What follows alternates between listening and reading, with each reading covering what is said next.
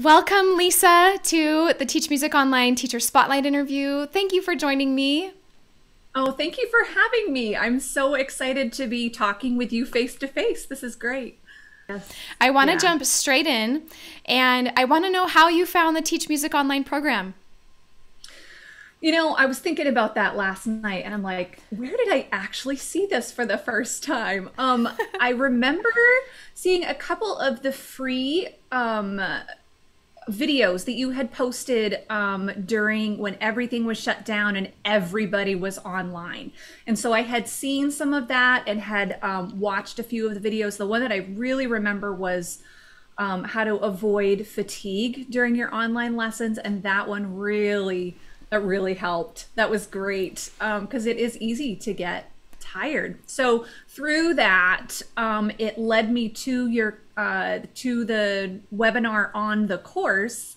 And as soon as I watched that webinar, I'm like, I have to do this because more and more of my studio, I was transitioning once everyone went back to normal, so to speak. I was transitioning more and more students online and knew I wanted to learn more. So, Awesome. yep. So I think I signed up in November, this Okay. past November. So, I was on your Facebook page, and I've noticed you've been really sharing videos of your students, videos of you teaching your students, photos. So tell us, how's that going with building your Facebook page? And I want to hear about how you've been creating those posts and sharing them, because that'll be motivating for teachers to hear. I have had so much fun. I love my students and they're all so funny and cute and they do so many just memorable things. And so I take pictures, of course, with parental permission and do videos with parental permission all the time during lessons. And so it's hard to pick and choose sometimes which ones to use, but I choose the ones that are going to best reflect what I do best and what my students enjoy the most.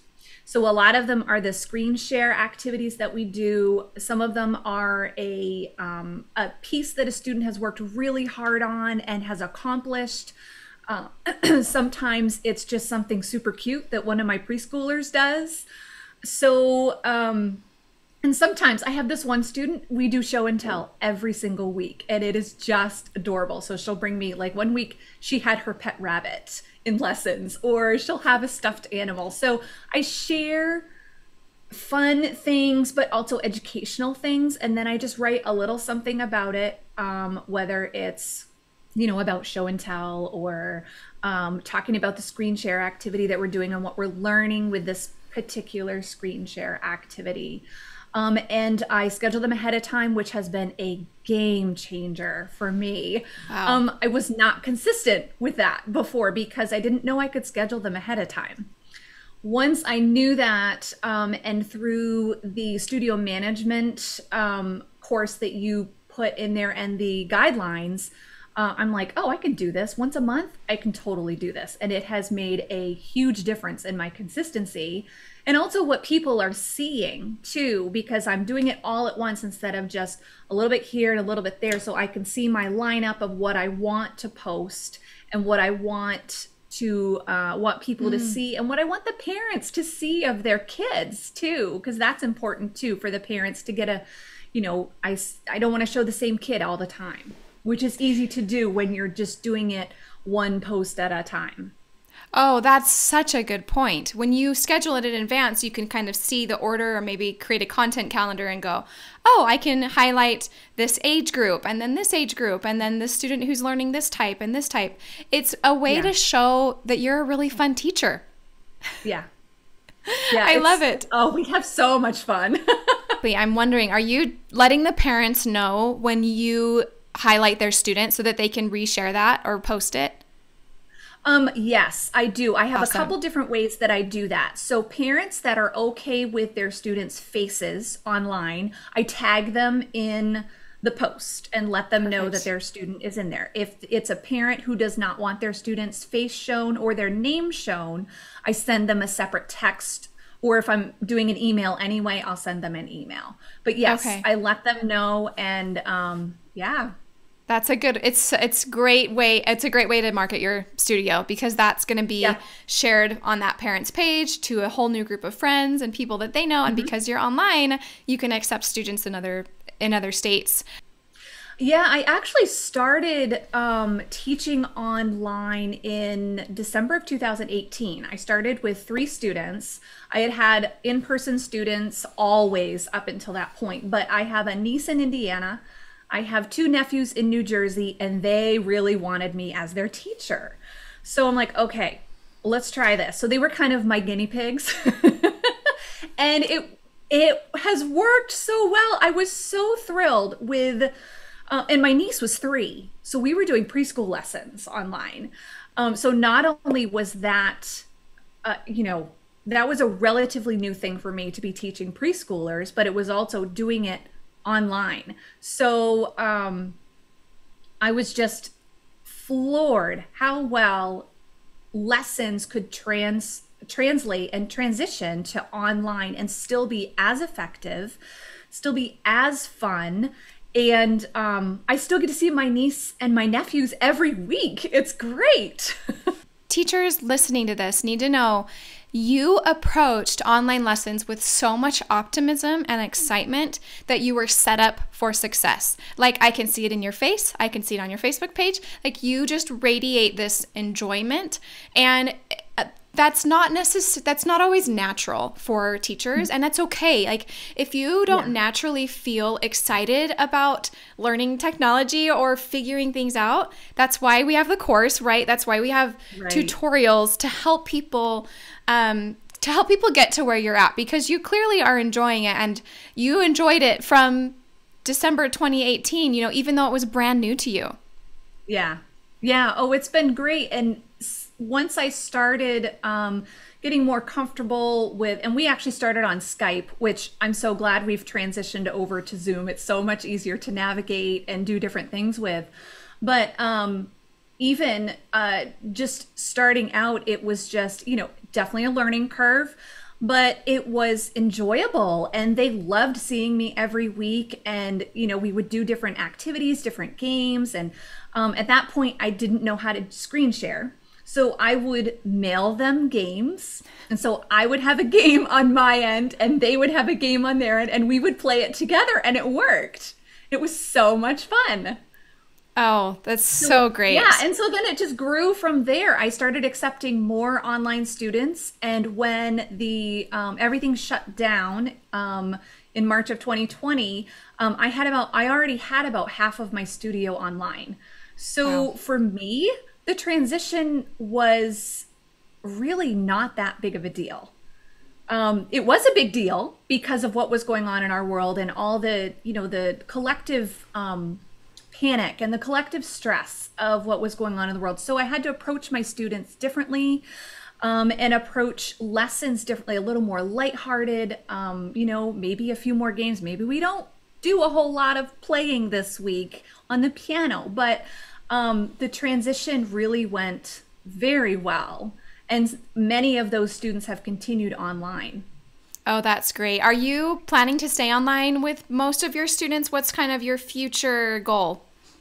Yes, I am. I'm a hybrid studio. I have 6 students that I see in person, and I actually drive to their houses. They live in the town right nearby. And so, and I just love seeing them. I love having some in-person students, but the bulk of my studio is online. And moving forward, at this point, I'm planning to only accept online students. So you've set up your onboarding to be like, I'm onboarding you as an online student. Yes. Yep. And that's how I advertise. When I advertise, which I generally, the only advertising I do is through my Facebook page or word of mouth or from other parents, or if I had a parent give me a shout out today on Facebook, and immediately I had a parent contact me. She's like, "Are you taking students?" I'm like, "Sure." So so that was exciting. So they will only, and she was excited because I teach over Zoom. So awesome. Yeah. And some teachers will have students who come and say, I want to go back to in-person. And and the teacher feels like, oh, online must not be working. And I hope teachers watching and listening to this will know that that's not true. There will be some people that still prefer an in-person teacher, but there's also so many, because of the pandemic, that have experienced online. They want online. And it's all about a matter of, it's about finding those people and embracing online and saying, moving forward, like you've done, I'm only accepting online students, and not giving them the option if you don't want to give them the option. Right. And sometimes that means losing somebody on your wait list. And sometimes that means losing someone who is ready to sign up and start tomorrow. But I think for me personally, overall, it is a better option. Living in New Hampshire, the weather can be crazy sometimes. And it can be difficult for me either to travel to a family's house or for students to come to me. So, online, it is worth its weight in gold. It is wonderful. I love it. It's always music to my ears when I hear that, because I've believed that. I've believed that for 8 years now since teaching online, and I don't even know what year, 2014-ish when I started, or 2012.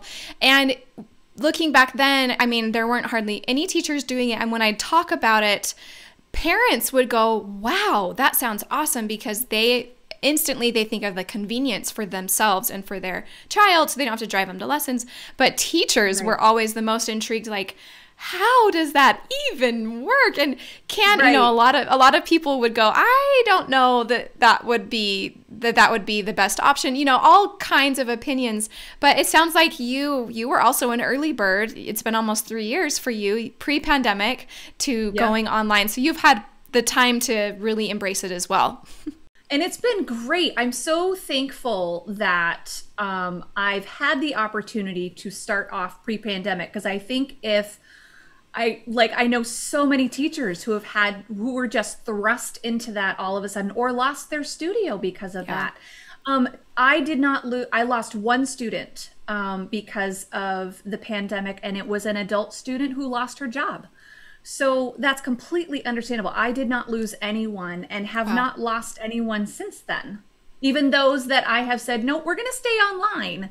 And they're like, okay. So it's being confident. It's being confident in yourself and not going, well, and when maybe the parents we should stay. And when the parents see how much the students are enjoying it, that their kids are thriving in lessons, they enjoy seeing you every week, even if it's on a computer screen and not in person, they buy into it big time, and they start talking about it to their friends. And like this one parent posted on Facebook this morning, it's great. How do you have students outside of your area right now? Are you around the country? Tell us about your network of students. Yes, I have a bunch of students in New Hampshire online, but I also have my niece is in Indiana, my nephews are in New Jersey. I have students in Kansas, South Dakota, so I'm all over the country. I also have 2 international students. I have 2 students in Benin, Africa, that I teach. That's amazing. Their parents are missionaries. I actually started them before they went back to the mission field a couple years ago. I mean, they were living in South Dakota, and she's like, yeah, we want to keep doing this once we go back to Africa. And it has, other than figuring out the time change, it has worked beautifully. And believe it or not, they have better internet in Africa than they did in South Dakota. You're like, you should probably just stay there. Right. So yeah, it's been great. And other than a few, in Africa, the way of life is different. So you'll have people just wandering into the room and talking and things like that. But it is fun, and they are thriving, and they love it. That's so great. Can you share with us a little bit about your experience going through Teach Music Online? I would love to hear which lessons, if there's any lesson that stands out to you, or an event, something where it helped you kind of shift your thinking or incorporate something new into your business. I know for me, a big thing was when you talked about getting your, the monthly lesson planning. That was a big thing for me. I had been doing weekly lesson, well, daily, basically. I would space my students out so I could lesson plan for their next lesson right after their lesson. So I was literally lesson planning after every student, and then texting or emailing their assignments, every single student. and I was handwriting everything, except for, of course, the emails or the text messages. So when I went through the lesson where you talk about monthly lesson planning and doing it all on Google Drive, and it took me a little bit. I'm like, okay, I'm gonna do this. I'm gonna jump in. I jumped in with both feet and started first just doing it the same way I had been doing it with Google Drive, putting everything on Google Drive, and I did their assignments in Google Drive and shared them with the parents so that I'm not responsible for sending a text message or an email. They're responsible for looking at the updated Google Drive. And so you just kind of copy and paste what you do for their lesson plans, add a few more notes, and you're done in a fraction of the time. And then when I went through the studio management module, that when you talked about monthly lesson planning, I'm like, I've had to think about that for a little bit, because I was like, I've been doing this every single day. How do I do this monthly? But you made it so straightforward. And you're like, at least figure out where you want them to be in a month and go from there. Fill in the gaps. And outline. It doesn't mean you don't ever adjust things, but have a general plan. That has been huge for me. It has saved so much time. And even the week, it's awesome. Yay! Even the week that I do my planning is so much faster, and I do it in so much less time than I was spending hours lesson planning. And now it's like a couple hours once a month. Wow. It kind of sounds like it forced you into getting organized with it, getting yourself on Google Drive. And that's why it saves time, because everything's on Google Drive. You can easily reference each student. You can easily copy and paste from another student if they're progressing towards where another student is, versus like writing things out and having things kind of separated. Another thing about that time management class, and for teachers listening, we have two. If you're in the membership, it's the time management class in phase 2. If you're listening on the podcast, then I will link the 2 podcast episodes where I talk about this. The concept is you are batching a task. So because you get into this mindset of I'm lesson planning, it takes a second to get there. It takes a second to get focused, and then you're doing it all at once. So even if it takes 5 hours the first time, you're not doing little blocks throughout the week, throughout the month, where you have to get there, you have to get the materials out, you have to get in the right space. Frame of mind. So when you batch tasks, which is what we teach in time management, so one week you do all of your lesson planning, the next week you do all of your billing and invoicing, the next week you do your creative work, your professional development, you save so much time, and it's such a better way to work. Yeah, and it was the same thing with all of the Facebook posts, just doing that all at once for the month.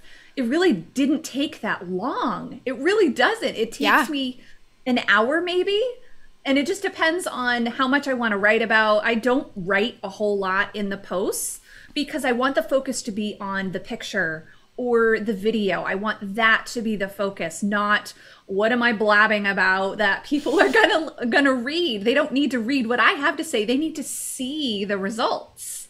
Right. Have you attended some of our TMO events, some coaching sessions or community discussions? I went to the community discussion, I think it was the most recent one with Brooke. Yes. And I can't remember the title of that Retention. one. Was it? Yes, retention. Yes, that was great. And that was actually the first one that I was able to attend live. Most of the time I'm teaching during those events, but it was great. And I so enjoyed hearing from the other teachers, and there's so many ideas from and I'm like, I never thought of so many things that you just don't even think about, that this collective brain of all of these people. It's just amazing to get insight and ideas and suggestions and answers to questions through these discussions and through the posts and everything that you can ask a question, you can make a comment, and you get feedback.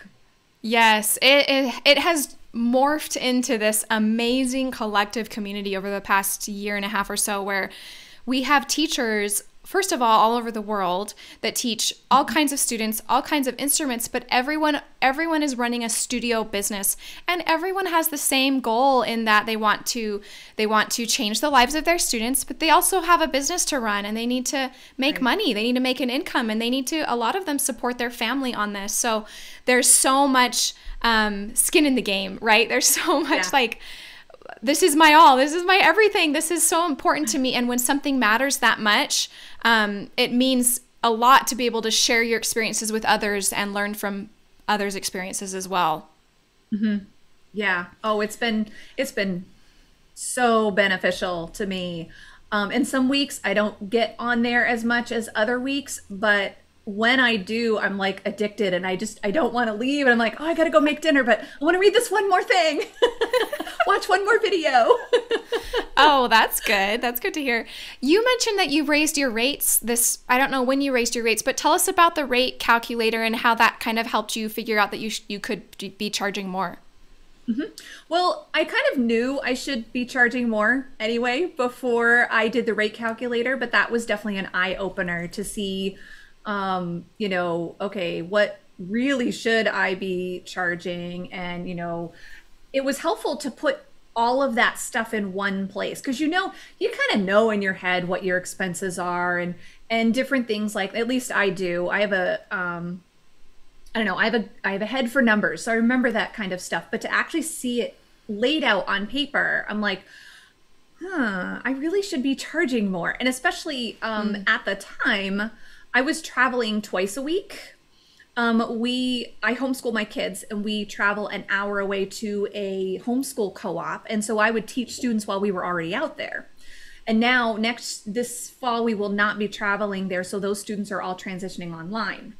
So, gas and your mileage and all of that kind of stuff, printer paper, ink, everything, all of it was on there. And like, yep, I need to charge more. And I went through it, did all of that. So originally, and this was I think I was doing all of that in like April, May of 2020, somewhere in there, maybe June, that I was doing that. And at that point, I was planning to raise my rates in August of 2020. But I'm like, this pandemic hit some of these families really hard. So instead of raising my rates in August, I chose to wait until January. And instead, what I did was I told the parents in August, here's what's going to happen.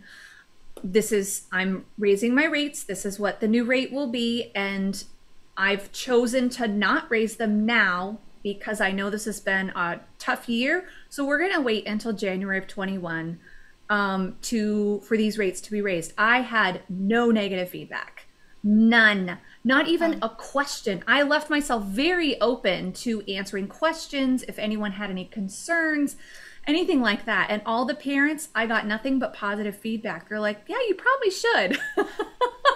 I'm like, great. Wow. So I gave them, I sent an email in August with the initial, here's what's going to happen. And then I reminded them a couple more times with their invoices when I sent those out, the invoice email. And then it went off without a hitch, not a problem.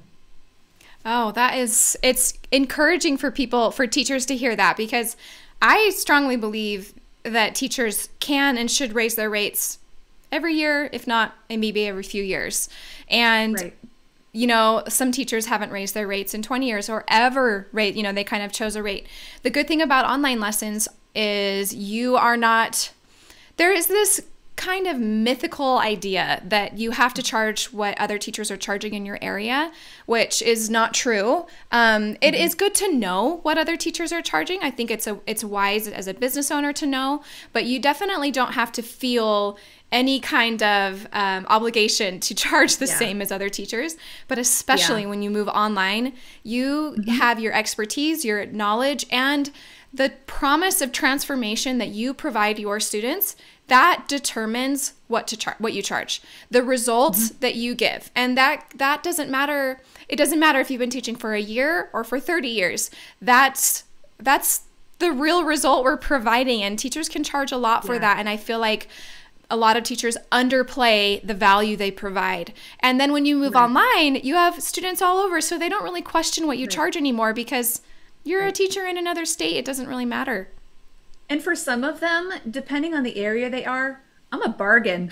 It just depends on where they are in the country or the world. Yeah, it's pretty incredible, the range of what you see out there. Right. Yeah. We have one teacher in the membership, and she has different rates depending on where they live. That's interesting. It's Lily. She's from mainland China, and she's now living in New York, but she said she kind of quotes them depending on their area because she's just chosen to do that, and it's working for her. So yeah, that's interesting. I know. I think you obviously wouldn't be able to promote your prices on your website if that was something you chose to do, but it's business, so that's a business tactic that could definitely work for some teachers. Right. This has been such a great conversation, Lisa. Is there anything else you want to share about changes that you've made recently, or just an overall, I just feel like you have so much joy for your studio and for your business. Is there anything else in the program that you've really found has helped you or motivated you to keep growing your business? I'll tell you, the biggest thing that has motivated me has been the studio management module, the system. That has really helped me streamline my business. It has helped me. And, the other thing too is through that, the organization of mapping my curriculum and having a plan for all of my students, and just the organization and the thought that you put into each module has really, really benefited myself and, other areas of my life besides just my studio, just, batching tasks and things like that, but also streamlining things and cutting out things that I don't necessarily need to do, or I don't necessarily need to have, things like using Skype and Messenger and Zoom. I mean, come on. That was getting stressful. So yeah, just streamlining things, and that has been big for me. That's so great. That's so great. I often tell teachers, we didn't go to business school, most of us. We didn't go to a program that taught us specifically how to be a studio owner. A lot of teachers are fantastic musicians and really good with kids and really good at communicating with parents, which are all also essential. But we don't know, we don't have an accountant, and we don't have a bookkeeper and someone managing all these things. So to be able to streamline them in a way where they're not such a worry and a burden, that's the difference in, getting 10 additional students because you now have the time for them. Yeah. Yeah, and I actually have a degree in piano pedagogy. But I have to say, that was a while ago. I've been out of college for a little while. While I learned, I love my degree, and I learned so much in my degree. I feel like I didn't learn enough about the business side and enough about studio management. I learned a lot about teaching and how to teach and how to be effective and how to figure out what a kid's strength and weaknesses, what we need to work on, different methods and things like that. But, there's something about the business side that can be intimidating, and it is you lay it out so well in the course, and it has, it's really been a game changer. Yay! I love hearing that. Of course, I love hearing that. It's been years in the making, years in the making, and always adjusting. And something I love is being in tune with teachers and what is currently a struggle for the teachers in our community. Let's add a module. Let's add another lesson. Right. Let's interview somebody who's an expert in that area, because things are always changing, and they're going to continue to change now that most of us are online with technology and the software that's available. So we are always looking for ways to continue helping you in your business. Thank you so much, Lisa. Again, it was such a joy to have you on the podcast today. Oh, thank you so much. I have enjoyed this so much. I love talking about my studio, and I've enjoyed meeting you and just bragging on your class. It's been great.